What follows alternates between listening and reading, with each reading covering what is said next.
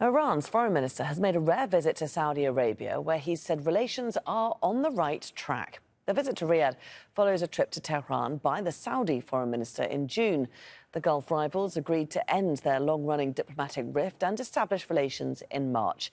They say they will work together to end conflicts in Yemen, Syria and Iraq. Daughter Jabari has more from Tehran. The Saudi Foreign Minister Faisal bin Farhan spoke at a press conference with his Iranian counterpart in the Saudi capital, Riyadh. He reiterated the willingness and the eagerness of the Saudi officials to implement the agreements that they've already signed with Iranian officials. This comes, of course, after 7 years of not having diplomatic relations with Iran. In March this year, Iran and Saudi Arabia re-established diplomatic ties with an agreement that was brokered by China, which saw the two countries resuming full diplomatic relations. And now the Iranian foreign minister visiting Riyadh for a one-day visit, the first in the past 10 years by such official to the Saudi capital.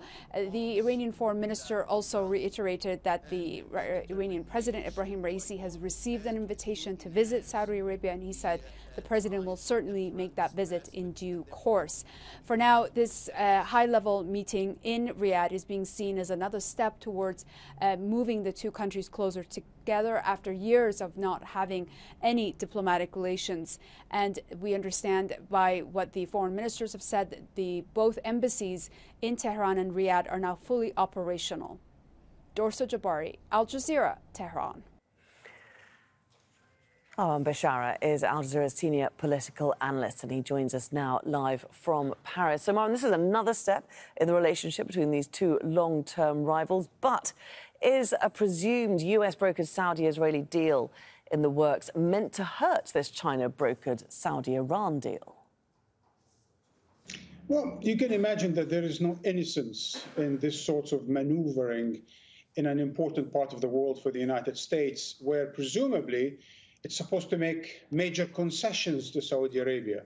And certainly the United States is not about to hand Saudi Arabia a number of big concessions, including guaranteeing its security and selling it sophisticated arms, as well as helping it develop a nuclear program. It will not do that while Saudi Arabia is enjoying a deal with America's nemesis, Iran, brokered by another of America's nemesis, China.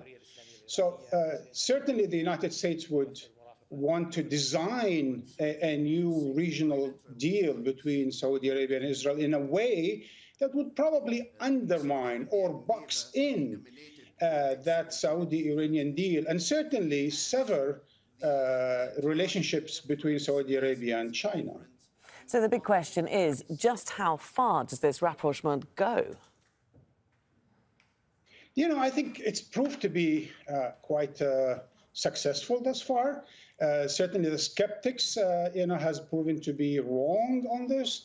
And clearly there is two important pillars to this rapprochement between Tehran and Riyadh.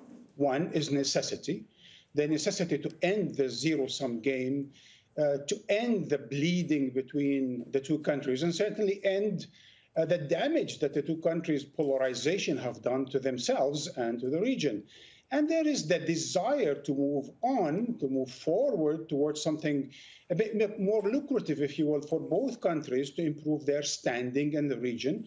That has not really happened for them when a Cold War between the two has paralyzed the economies and of both Saudi Arabia and Iran, as well as a number of other countries in the region.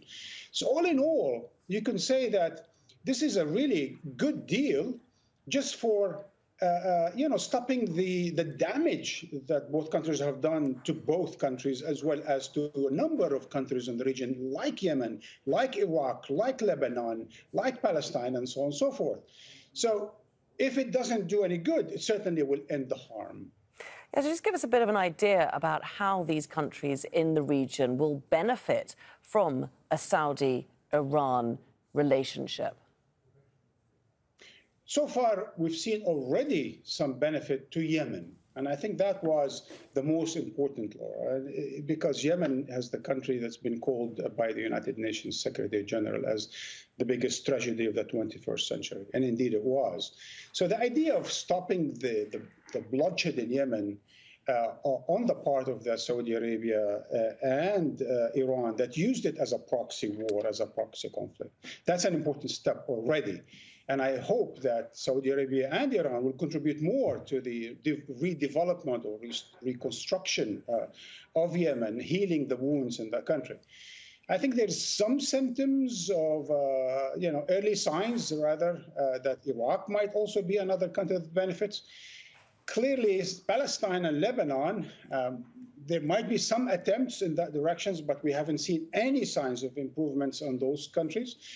I think when it comes to regional stability, we still see escalation when it comes to shipping and attacks on shipping or taking shipping hostage and so on. That still continues, and the United States has been deploying more forces. So you would want to see more or greater improvement in security and stability of shipping, of oil commodities, taking off from the Persian Gulf, and so on and so forth. I think thus far the signs have been good in terms of Yemen, and you would want more to transpire in the cases of Lebanon, Palestine, and elsewhere. Certainly some big potential impacts there. Marwan Bashara, thanks very much for joining us from Paris.